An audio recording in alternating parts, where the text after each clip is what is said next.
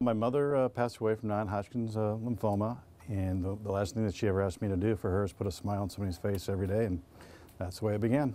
So Brad Baltzel started Tootie's Tribe and started finding ways to share smiles. At the University of Iowa Children's Hospital, he met the Crest family. Their roller coaster started in October of 2014. That's when their 13-year-old son, Parker, who participated in multiple sports, had an ankle injury that just would not heal. 2 months later, he was rushed to the ER and then to Iowa City, where eventually a diagnosis changed all of their lives: Ewing sarcoma. I was in denial. I didn't believe that he had cancer because was so healthy and active. The next 2 years would be filled with ups and downs and would end with a surgery to remove his leg. His hopes for playing sports were sidelined while he fought for his life.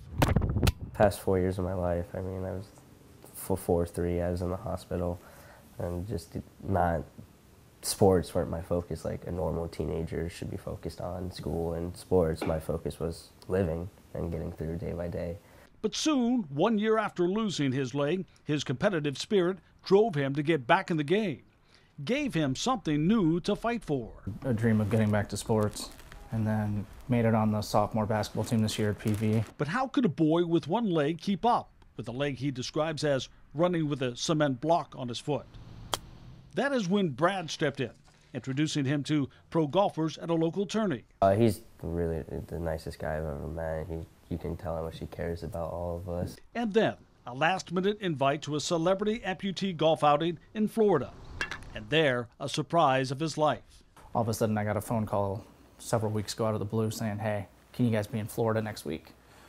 We can get Parker a leg." Yeah, he did not know that he was going to receive a blade, which will allow him to participate in a lot more athletics and be more comfortable. Instead of hopping around, he can actually run. Because it doesn't really walk that well, because it's meant to run, so it's kind of weird walking in it. But as soon as I started running, I could just feel the difference. It was insane. I could already tell it was going to be way better than this one. He could run again, and it didn't take long to see the change. Just warming up, I was like, wow, this is way, way better. I was running, I was way fast. I could actually keep up with my team. I wasn't the last one in the locker room. And then, game time. He was zooming down the court, outrunning people, and better able to move. The crowd cheering him on, the same crowd that's been along the entire journey.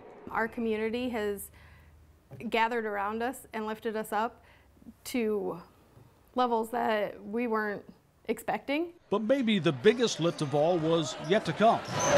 Final game of the season. I think they just missed a free throw, and we were running down, and I ran as fast as I could, and I was outrunning one of the guys. And I was just like, wow, I haven't felt this in 4 years. This is crazy.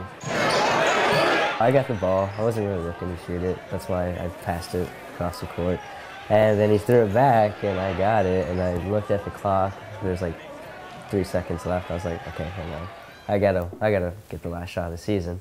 So I sat there, waited for it, got ready, and shot it, routine, made it. Just a good moment. I looked back at my teammates, they were all happy and cheering, so I joined in. It was just a good moment for the team. A celebration of an incredible moment, a celebration of life, of determination. And now seeing him do the things he was dreaming about doing in junior high, like playing basketball and considering other sports, it's a dream come true for not only him, but for us as well. And perhaps the biggest dream of all, in that one moment, a life lesson that will stay with him forever. Not just the buzzer beater, but something deep inside, a feeling. In that moment, it didn't feel like I was an amputee. It felt like I was just a normal kid. It was just a good moment for a team. And yeah, it just made me feel normal again, and it felt really good.